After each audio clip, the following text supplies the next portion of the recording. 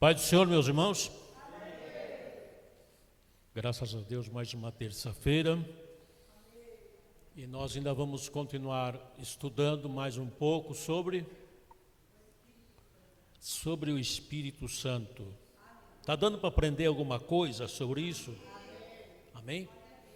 Isso aqui é aula, é estudo, e amados, não é culto.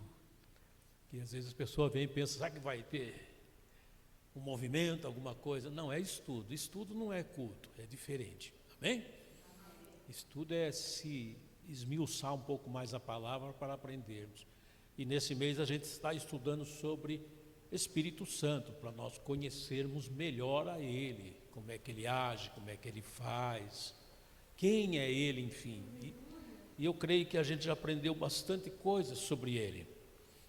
E hoje nós vamos falar mais um pouco sobre este Espírito, que não é somente Espírito Santo. Já vimos aqui, ele tem vários títulos. Um deles é Consolador, Espírito Santo da promessa, ele é Espírito de Deus também. Enfim, já aprendemos aqui muita coisa sobre ele, de quem é ele. E hoje nós vamos falar mais algumas coisas. Por exemplo, hoje nós vamos falar de um outro título do Espírito Santo, que é o Espírito da Verdade, que ele é conhecido assim também, e está na Bíblia isso aí. O Espírito Santo, como Espírito da Verdade, ele tem a missão de revelar a verdade de Deus, que está em Cristo Jesus. Essa é a missão dele aqui na terra, como o Espírito da Verdade. Porque é ele que convence a cada um de nós sobre o nosso pecado, sobre a justiça e sobre o juízo. Todos nós aqui que somos crentes, que aceitamos a Jesus um dia, não aceitamos Jesus apenas por aceitar a palavra. Porque se dependesse disso, a gente não ia aceitar, amados. Não ia. Mas quem nos convenceu a aceitar foi o Espírito Santo. Ele que trabalhou no nosso coração quando a palavra chegou até os nossos ouvidos. Ele que nos convenceu que precisávamos de salvação. Ele que nos convenceu que nós éramos pecadores, que precisávamos nos redimir de nossos pecados e ter uma nova vida. Ele que fez todo esse trabalho dentro de nós. Ele que conduziu a pessoa para vir pregar para nós o Evangelho, que se nós conhecemos, porque algum dia alguém veio trazer para nós essa boa nova. E foi o próprio Espírito Santo que conduziu essa pessoa, já era o trabalho dele. Não foi um mero acaso a gente ouvir a palavra, mas era algo que o Espírito Santo trabalhou no tempo certo, no dia certo, usando a pessoa certa para isso. Porque ele é o Espírito da Verdade, e ele trabalha com base nisso, amém? E só ele pode nos convencer do nosso pecado, da justiça e do juízo. Somente ele é que nos leva a crer nessa única verdade que existe, que é Jesus. Só ele pode fazer isso. Por isso ele é conhecido, tem esse título de o Espírito da Verdade. Abra sua Bíblia comigo em João 16.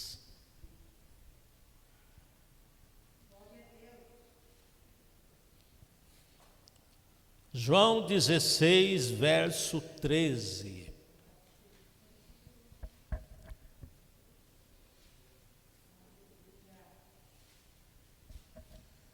Quem achou, diga amém.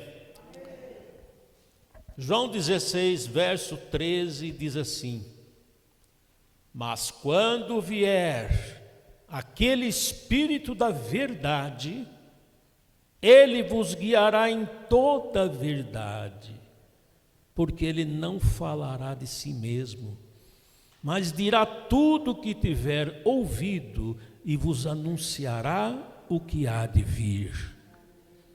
Ele me glorificará, porque há de receber do que é meu e vou-lo-á de anunciar. Tudo quanto o Pai tem é meu, por isso vos disse que há de receber do que é meu e vou-lo-á de anunciar. Um pouco e não me vereis, e outra vez um pouco e ver-me-eis, porquanto vou para o Pai. Amém? São palavras de Jesus, falando sobre o Espírito Santo que viria. Ele ainda não tinha vindo, Jesus ainda estava na terra, né? Então eu estava falando para ele a respeito desse Espírito, que é o Espírito da verdade. E ele já falou, é ele que vai convencer a todos sobre a verdade. Logo, ninguém tem a verdade e acredita na verdade, ou até mesmo segue a verdade, se não for pelo Espírito. Porque pela inteligência nossa, nós não aceitaríamos Jesus. Nós não seguiríamos o Evangelho. Se fazemos isso, é porque o Espírito teve essa incumbência de trabalhar na nossa vida e nos convencer que precisávamos do Senhor Jesus. Amém? Por isso ele é o Espírito da verdade. Outro título que ele tem também na Bíblia é o Espírito da graça. Também está na Bíblia esse nome. Por que o Espírito da graça? Porque nós precisamos da graça do Senhor, e sem esta graça, nem arrependimento a gente tem. Ele nos convence de nosso pecado e nos dá a graça de nos arrependermos de todos eles, de entendermos que não podemos viver no pecado. O Espírito da graça, sem ele não há arrependimento. É ele que nos convence de todos os nossos erros, de nossas falhas, e se nós não formos convencidos, a gente não se arrepende. Verdadeiramente não. Verdadeiramente o arrependimento só acontece quando há a ação do Espírito Santo trabalhando dentro de nós e nos mostrando: olha, você errou, olha, você falhou, você desagradou a Deus, que comumente a gente chama de pesou a consciência, né? Ai, fiz algo errado e, nossa, minha consciência ficou pesada. Não é sua consciência, é o Espírito Santo que está ali mostrando: você errou, volta, se arrependa. Ele tem cuidado de nós, ele cuida de nós o tempo todo. Amém? É o Espírito da graça, é ele que comunica o arrependimento dentro de nós. Outro título que ele tem é o Espírito de vida, que também está na Bíblia, você vai encontrar também lá.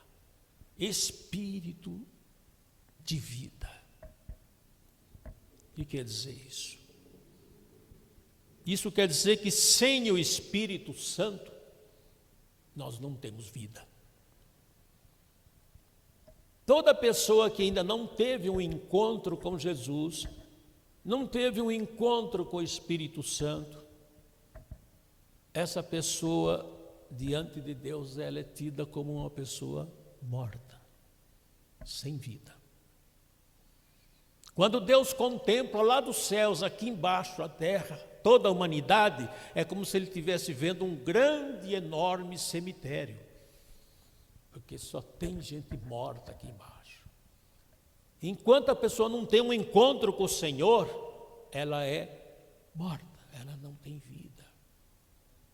Ela não tem vida. Sem o Espírito, estaríamos mortos também nos nossos delitos e nos nossos pecados até hoje, se não tivéssemos tido um encontro com Ele. Ele que operou em nós o novo nascimento. Uma vez que tem o novo nascimento, significa que a velha criatura está morta.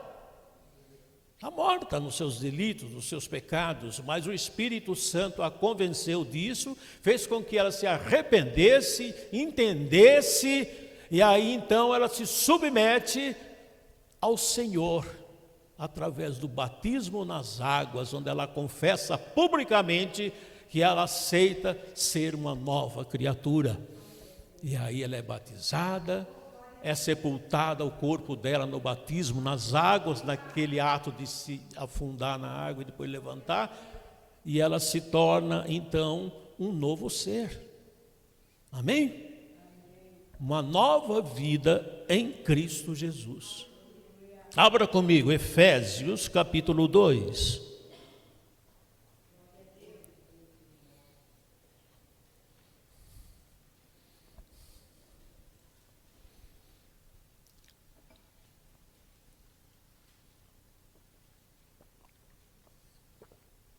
Efésios capítulo 2, vamos ler do verso 1 até o verso 8, que diz assim: E vos vivificou, estando vós mortos em ofensas e pecados. Notem bem, ele vos vivificou, quer dizer, estava morto. Aí ele vivificou, trouxe vida. E vos vivificou, estando vós mortos em ofensas e pecados, em que noutro tempo andastes, segundo o curso deste mundo, segundo o príncipe das potestades do ar, do espírito que agora opera nos filhos da desobediência. Note aqui, amados, nessa passagem, que a Bíblia diz que em outro tempo vocês também andavam assim.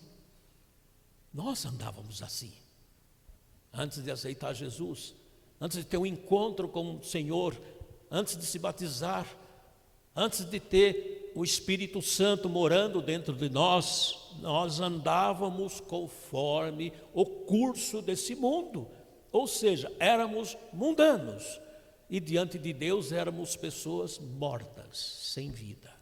Só tem vida para Deus aqueles que aceitam a Jesus. Sem Jesus está todo mundo morto, amém?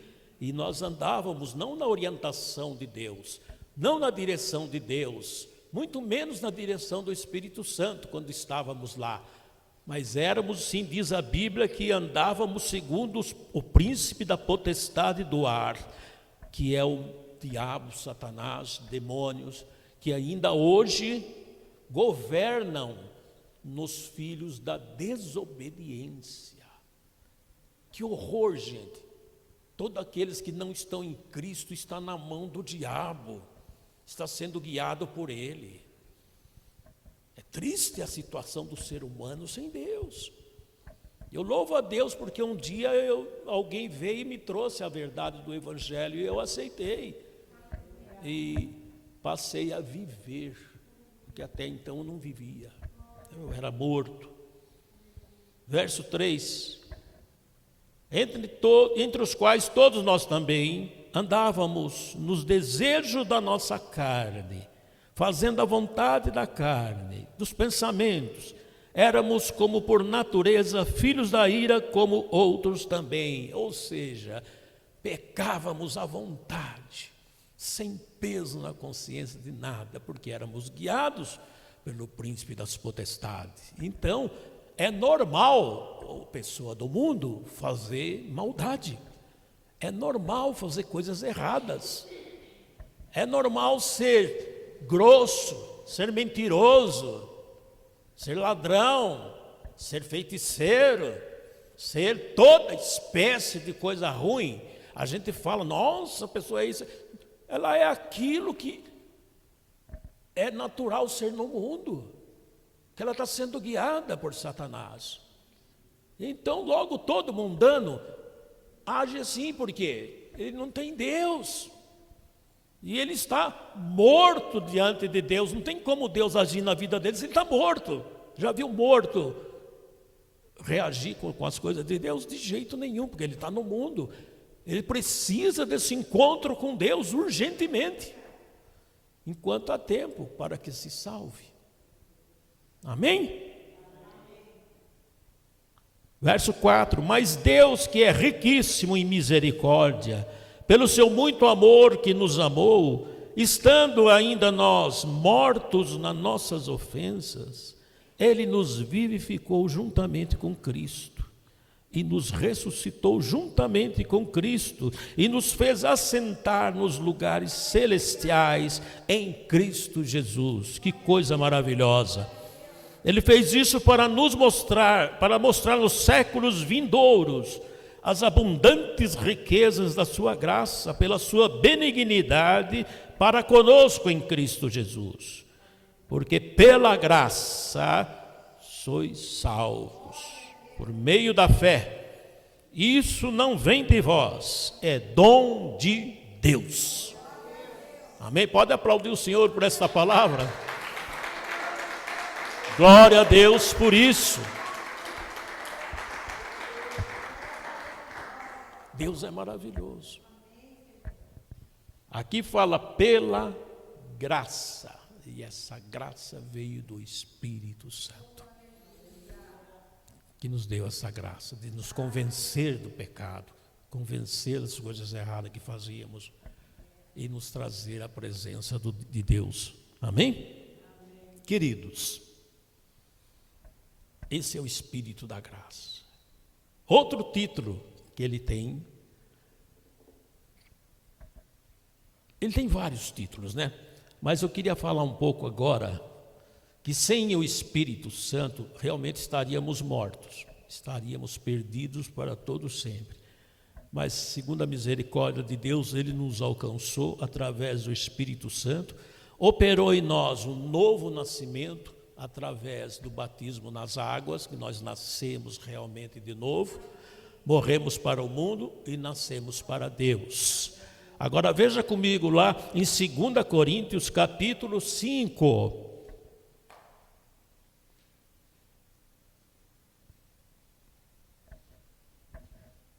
Segunda Coríntios capítulo 5.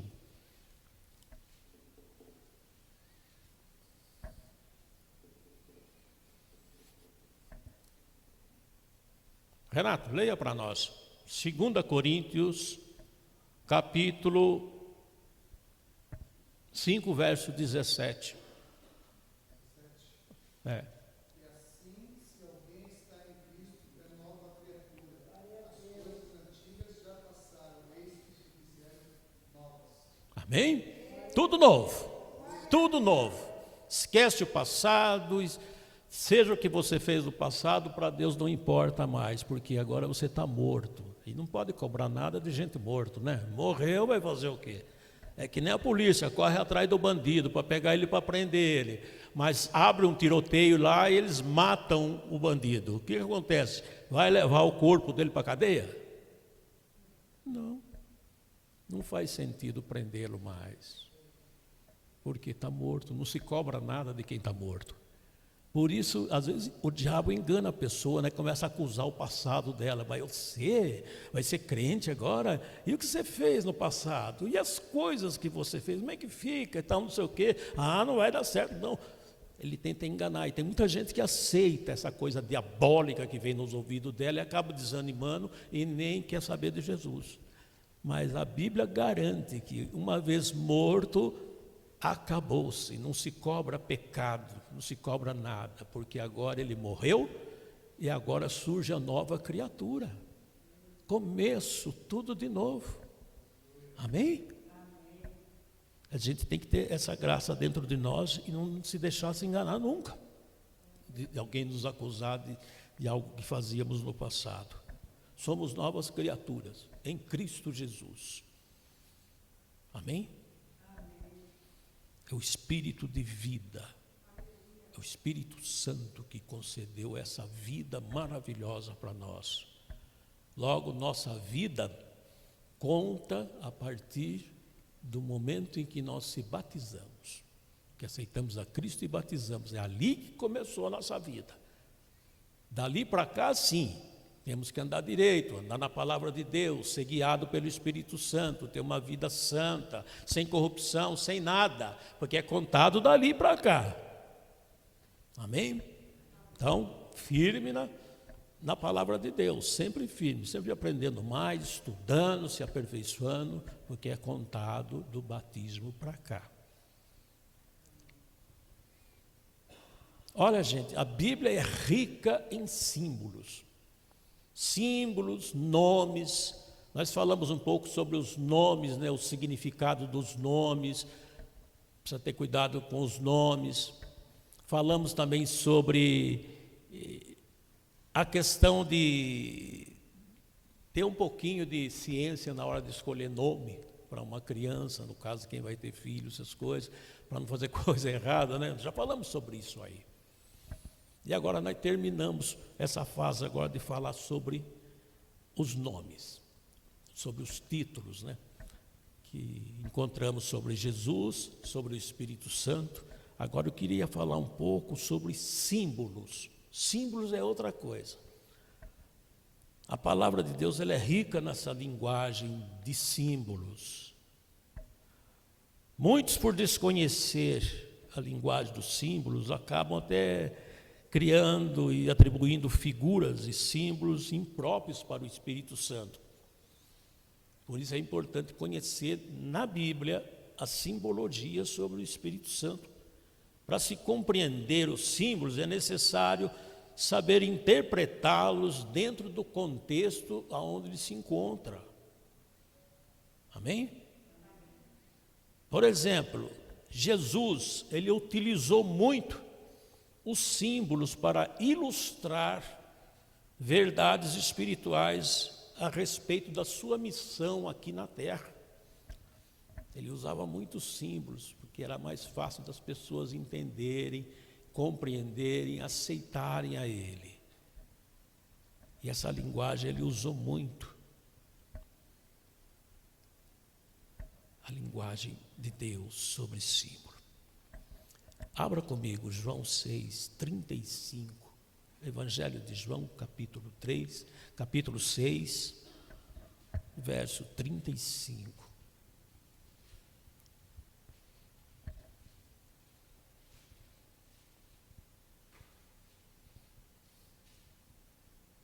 Acharam? Pastora Ana, leia para nós.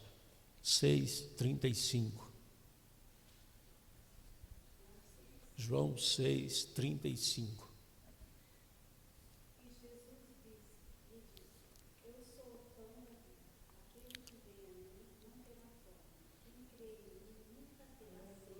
Amém? Olha que dois símbolos que ele usou: pão e água. É uma simbologia. Por que ele usou pão e água? Porque ele sabia que o ser humano aqui na terra, para viver, ele precisa de alimento e água. O pão simboliza alimento e a água para saciar nossa sede. Sem água, sem alimento, ninguém vive. Ninguém sobrevive. A base do ser humano para ele viver aqui na terra é a alimentação e água. Amém? E como ele sabia que o homem espiritual necessitava também de alguma coisa para sustentar o espírito dele, então ele usou a palavra dele como pão. Olha, eu sou o pão vivo que desceu do céu. Quem comer desse pão nunca terá fome. E quem beber dessa água, que simbolizava o Espírito Santo, que era ele mesmo, e também não beber dessa água, vai morrer. E quem beber, nunca mais terá sede. Ele estava demonstrando, é tão importante como é o alimento e a água aqui na terra para a vida carnal. Logo, sem palavra, sem o Espírito Santo, a pessoa morre. E tem muito crente que não bebe muito da água do Espírito e nem se alimenta muito do pão da palavra. Ele está ficando nanico, está sumindo, está emagrecendo, está morrendo e nem percebe, por causa de ser algo espiritual. E ao mesmo tempo que ele está negligenciando o Espírito, negligenciando a palavra, essa morte que ele está tendo espiritualmente é motivo para a invasão do inimigo nela de novo. E fazer com que ela se torne novamente uma pessoa carnal, uma pessoa pecadora.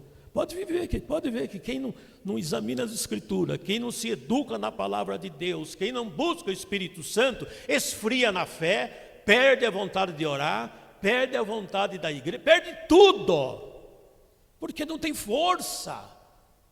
O espírito dela está fraco, então ela não tem disposição, não vem na igreja, vem pouco, quando vem não presta atenção, fica preocupado com a hora, que não está pregando muito, está falando muito, tem que ir embora logo, amanhã tem que levantar cedo. Ele fica com a cabeça cheia das coisas assim e não se concentra naquilo que Deus está fazendo. Por quê?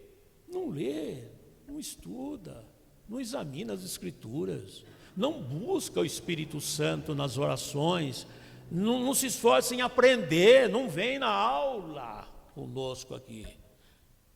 Você acha que quem não vem na aula está cheio de Deus, cheio do Espírito Santo, que não precisa vir? Impossível, todos nós precisamos. Mas o que é isso aí? É inanição. Está morrendo, nem está percebendo. Gozado que a fome da carne a gente sente, né? Você fica sem comer, nossa, dá cólica, dá tudo, a sede é a mesma coisa, seca a garganta, seca tudo e você não vê a hora de ter, né? Por que nas coisas de Deus a gente não é assim? Não tem fome da palavra, não tem fome, não tem sede da água. Espiritualmente tudo é diferente, né? Porque se nós dermos corda, a nossa carne reaviva sempre, buscando fazer a vontade dela. Saudade do Egito, saudade dos alhos, das cebolas, tudo aquelas coisas, né? Vida carnal. Eu sou o pão, eu sou a água. Esta foi a simbologia que Jesus usou. João 8, verso 12.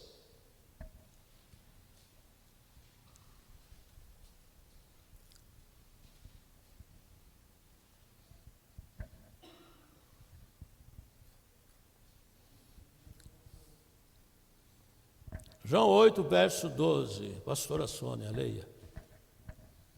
Falou, pois, Jesus outra vez, dizendo: Eu sou a luz do mundo. Quem me segue não andará em trevas, mas terá a luz da vida. Amém? Outro símbolo importante que Jesus usou foi a questão da luz. Ele simbolizou dizendo: eu sou a luz. Eu sou a luz do mundo. E aquele que me segue não vai andar no escuro, não vai andar nas trevas.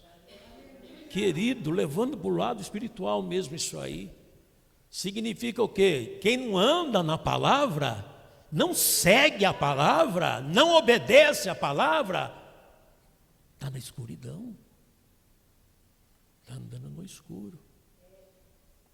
E quem anda no escuro não tem segurança, pode tropeçar, pode cair em buraco, pode cair em abismo.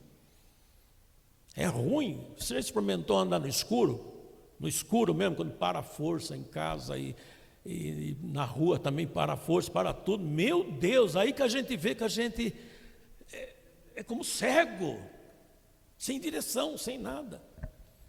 Quando Jesus faz essa comparação usando a luz como símbolo, ele está dizendo isso, olha, sem a palavra, sem obedecer, sem conhecer, sem seguir, vocês vão andar em trevas, porque eu sou a luz. Sem mim vocês estão em trevas. Amém? Olha a importância desse símbolo que Jesus falou. Agora, João 10, verso 9.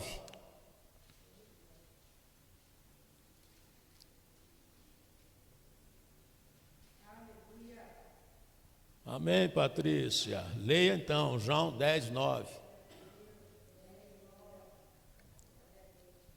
Eu sou a porta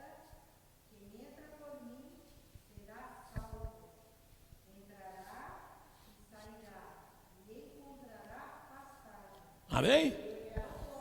Ele se mostramos como porta. Se alguém entrar por ele, vai ser salvo. Vai encontrar alimento suficiente, pastagem, tudo que é necessário. Ele é a porta agora. Quem quer entrar por esta porta? Esse é o problema. Você sabe que tem muita gente que aceita Jesus, está na igreja, tal e tal, mas está ou fora da porta, ou parado na porta, mas não quer entrar.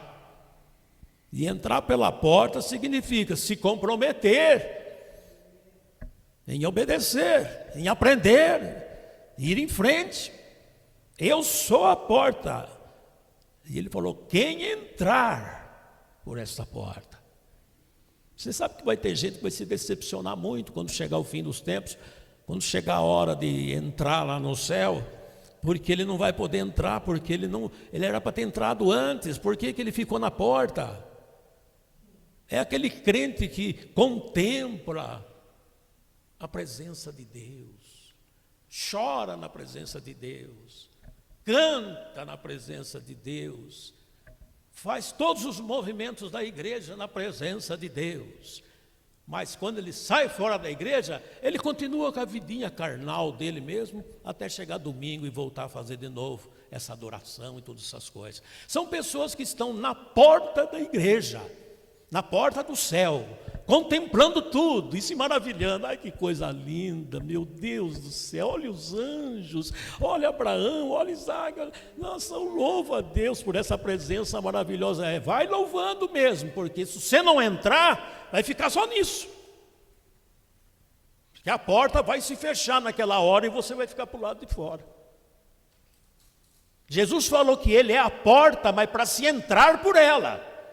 Se não entrar, não vai gozar das bênçãos dos céus. Amém? Por isso que eu digo, sempre disse isso aí nas outras aulas que eu dei em outros lugares, que muitos são convertidos à igreja e não a Cristo. Se converte pelo movimento, se converte pelo o que acontece na igreja, se converte para receber oração, se converte para poder compartilhar com amigos, gosta do lugar, e todas essas coisas, mas não quer saber de Cristo, não quer viver o Evangelho, porque ele está na porta, contemplando as maravilhas de Deus, mas não está entrando, só está contemplando. Esse foi um símbolo muito importante que Jesus usou, dizendo, eu sou a luz. Aliás, eu sou a porta. Se alguém entrar por mim, salvar-se-á. Mas se entrar, se ficar fora, se ficar na porta, também não. Amém, amados? João 14.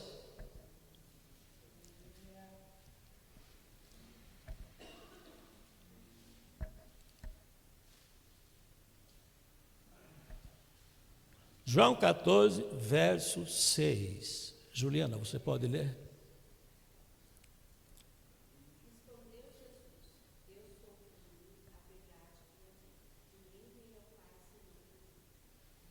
Amém?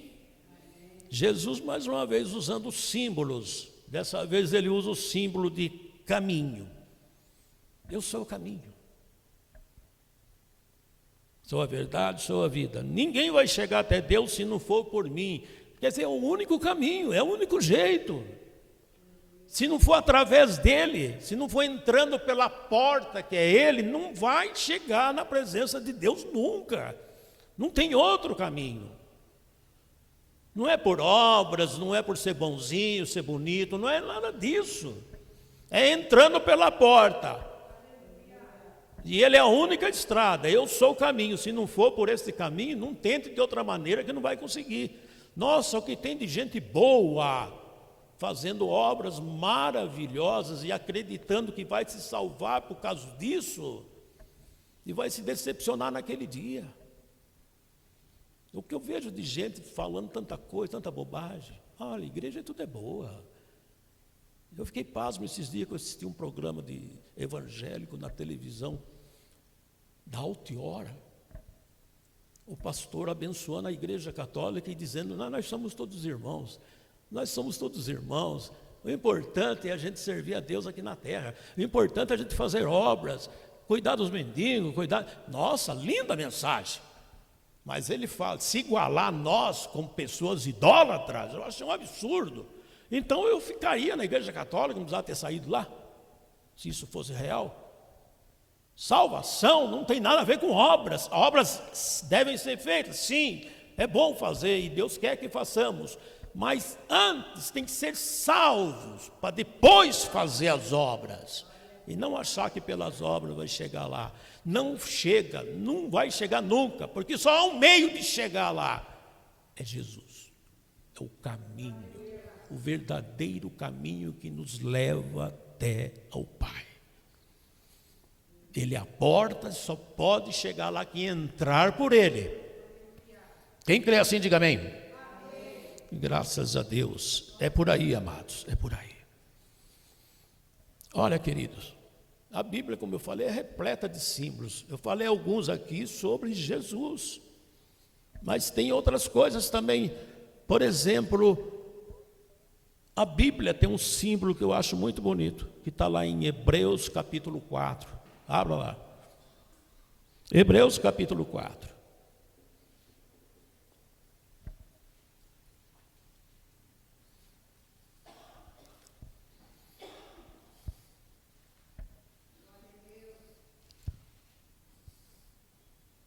Richard, leia para nós aí. Hebreus capítulo 4, verso 12.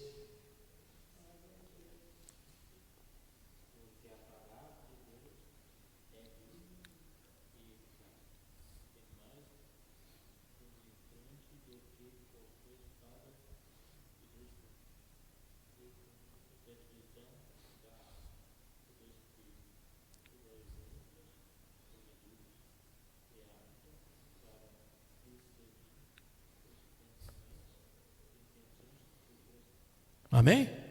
Olha que símbolo bonito da palavra de Deus, espada. Espada. Os crentes têm essa mania, né? Torça a sua espada. Está lendo a espada? Está com a espada? Tem que estar com a espada. Nós somos cheios de... Mas existe uma profundidade muito grande nesse símbolo da espada, porque ela diz respeito ao conteúdo da palavra de Deus, que ela é eficaz, ela é mais penetrante do que qualquer espada de 2 gumes, ela tem um poder enorme de cortar, e ela penetra até a divisão da alma e do espírito. Olha o poder dessa espada, olha o poder que ela tem. Ela divide as juntas, divide as medulas, e ela está apta para discernir até os pensamentos e as intenções do coração. Olha que símbolo bonito para a palavra de Deus, que profundidade. Por isso temos que ter muita reverência com a Bíblia, muita reverência na hora de ler a Bíblia. Você não está lendo um jornal, não está lendo qualquer coisa. Amém, amados? Amém. Esse é o poder. Salmo 119.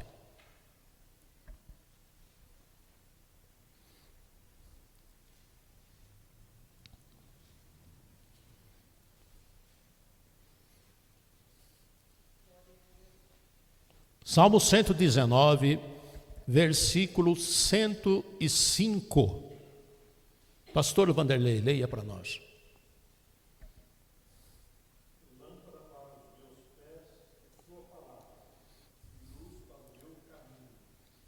Amém? Olha que símbolo bonito sobre a palavra de Deus, que é lâmpada. Ela é lâmpada. Lâmpada para os pés é a tua palavra, luz para o meu caminho. Ela tem essa habilidade de clarear o nosso caminho. Esse andar não é um andar fisicamente, mas é o comportamento durante a vida. Ela clareia. O Espírito Santo sempre nos mostra esse nosso caminhar, onde erramos, o perigo, olha ali, não vai por aqui, é ali. Tudo no que diz respeito ao comportamento do ser humano. Ela é lâmpada, ela clareia. Amém? 1 Pedro, capítulo 2.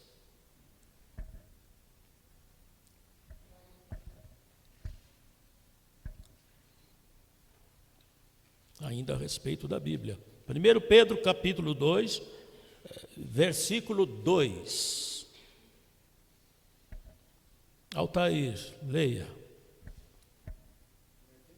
1 Pedro, capítulo 2, versículo 2.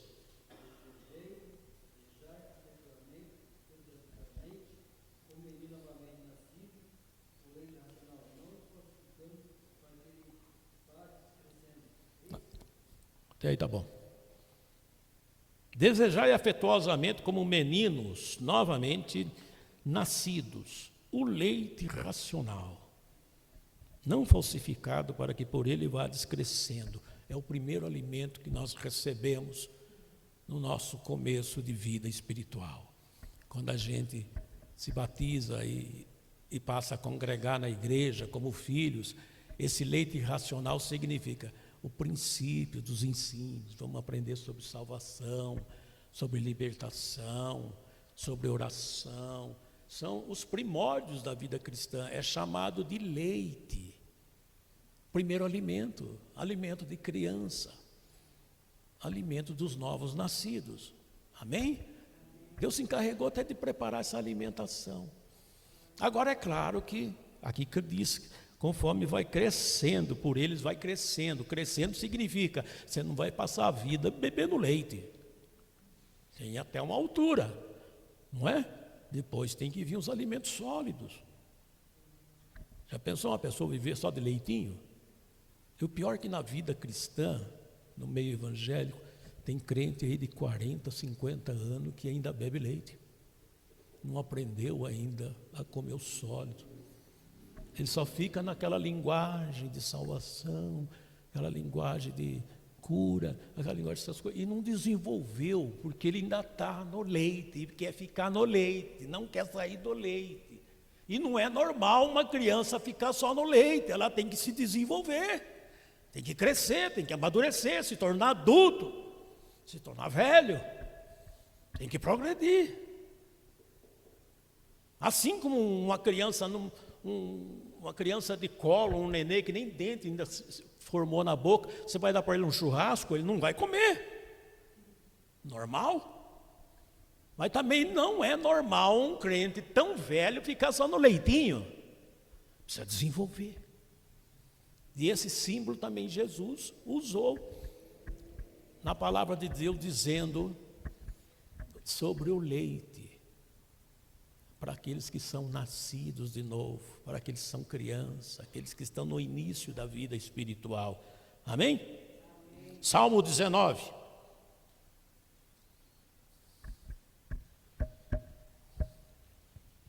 Salmo 19, versículo 9 e 10. Renata, pode ler?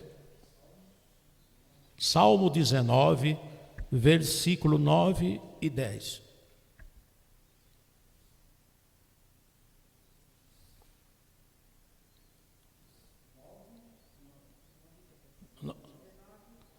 Salmo 19, versículo 9 e 10.